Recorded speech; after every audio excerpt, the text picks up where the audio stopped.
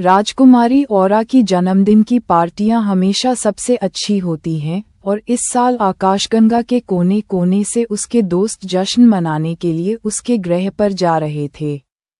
Captain fantastic और उसके अद्भुत कुत्ते विंस्टन ने अपने प्रेरणादायक दोस्त के लिए एकदम सही उपहार चुना था।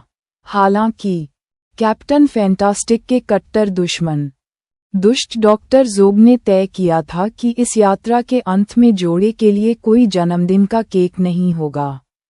रॉकेट शिप उड़ान भरने के लिए तैयार लॉन्च पैड पर गर्व से खड़ी थी। कैप्टन फैंटास्टिक ने अभी राजकुमारी औरा के अजीबोगरीब लंबे जन्मदिन के उपहार को लोड करना समाप्त किया था। बस विंस्टन, उसने अपने वफादार कुत्ते को थपथपाते हुए कहा, अब मुझे बस ये सब रैपिंग पेपर वापस करने जाना है। और वह हैंगर की ओर बढ़ गया और खुद को उस सभी सुपर स्टिकी टेप से अलग किया जिसका उसने उपहार लपेटने के लिए इस्तेमाल किया था। विंस्टन ने खुशी से भौंकते हुए कैप्टन फैंटास्टिक को अंतरिक्ष हैंगर में जाने दिया।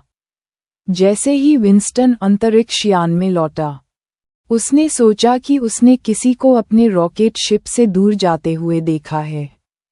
वह परिचित लग रहा था। क्या वह डॉक्टर जोब था? बाद में जहाज में सभी सिस्टम चालू हो गए।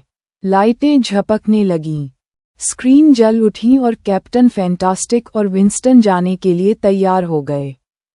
5, 4, 3, 2, 1 ब्लास्ट ऑफ और हम चले, कैप्टन फैंटास्टिक चिल्लाया। जब भी वह अंतरिक्ष में वापस जाता तो उसके चेहरे पर एक बड़ी मुस्कान होती। आज विंस्टन ने केवल थोड़ी सी फुसफुसाहट की। डॉक्टर जोब किस लिए था? डॉक्टर जोब के महान काले जहाज पर केवल हंसी थी।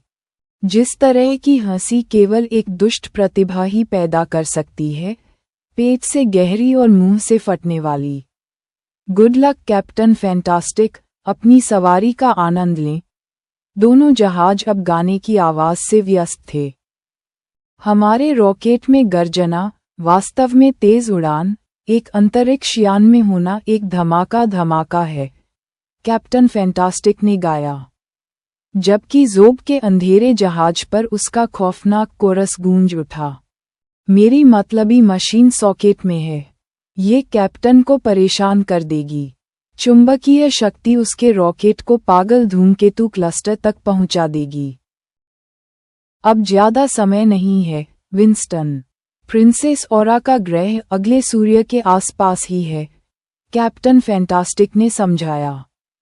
खिड़की से बाहर विंस्टन ने सुनहरे ग्रहों और चमकते सूरज को देखा, जो अंतरिक्ष में तेजी से उड़ रहे थे। वाह वाह वाह! अंतरिक्ष यान की ठंडी गुनगुनाहट अचानक अराजकता में बदल गई, क्योंकि लाल चेतावनी प्रकाश चमक उठा और जहाज अचानक और तेजी से घूम गया। ओह नहीं! कैप्टन फैंटास्टिक चिल्लाया, हम गलत रास्ते पर जा रहे हैं। विंस्टन ने स्क्रीन पर देखा और समझा कि वे कहाँ जा रहे थे। ओह नहीं! वास्तव में पीला रॉकेट जहाज अब पागल धूमकेतु क्लस्टर की ओर बढ़ रहा था, जो अंतरिक्ष में सबसे अजीब जगह है। सैकड़ों धधकते लाल धूमकेतु सुनहरे पीले सूरज के चारों ओर झुंड में थे और अगर कोई अंतरिक्ष यान बहुत करीब आ जाता तो वे घंटों तक उसका पीछा करते और उसे हिलाते रहते। विंस्टन चिल्लाया और जहाज के पीछे भाग गया। चिंता मत करो लड़के, कैप्टन फैंटास्टिक ने कहा, सब ठीक हो जाएगा, मुझे उम्मीद है। जैसे ही उसने बटन दबाना शुरू किया और अंतरिक्ष यान के स्टीयरिंग व्हील से लड़ना शुरू किया, उसके माथे पर पसीना आ गया और उसकी आंखें घबराहट के 2 चांद में चौड़ी हो गईं। विंस्टन वास्तव में डरा हुआ नहीं था। हालांकि वह जो कुछ भी शरारती डॉक्टर जोब ने उनके जहाज पर छिपाया था, उसे खोज रहा था। विंस्टन जानता था कि यह एकमात्र कारण था जिससे वे मुसीबत में थे, लेकिन ये क्या था? एक छोटे हरे चांद के पीछे से डॉक्टर जोब का छायादार अंतरिक्ष यान देख रहा था, जब उसने कैप्टन के जहाज को क्रेजी कॉमेट क्लस्टर की ओर बढ़ते देखा तो उसके चेहरे पर संतुष्टि की एक बड़ी मुस्कान उभर आई। एक बार फिर उसकी शैतानी हंसी उसके जहाज के चमचमाते कॉकपिट के चारों ओर गूंज उठी। चुंबकीय बल, उस रॉकेट को रास्ते से हटाओ, उसने खुद से फुसफुसाया। विंस्टन को पता था कि जब उसने इसे देखा तो वे लगभग समय से बाहर हो गए थे, या बल्कि उसने डॉक्टर ज़ोब के जाने की बुरी बदबू को सूंघ लिया। यह मुख्य कंप्यूटर के ठीक नीचे एक छोटा सा चमकता हुआ बॉक्स था।